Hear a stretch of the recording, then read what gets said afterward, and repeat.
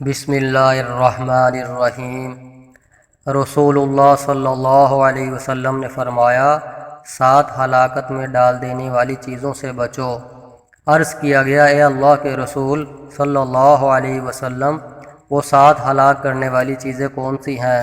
آپ صلی اللہ علیہ وسلم نے فرمایا، اللہ کے ساتھ کسی کو شریک ٹھہرانا، اور جادو کرنا، اور کسی نفس کا قتل کرنا جسے اللہ نے حرام کیا سوائے حق کے، اور یتیم کا مال کھانا، سود کھانا، جہاد سے دشمن کے مقابلے سے بھاگنا، اور پاک دامن عورتوں پر بدکاری کی تہمت لگانا۔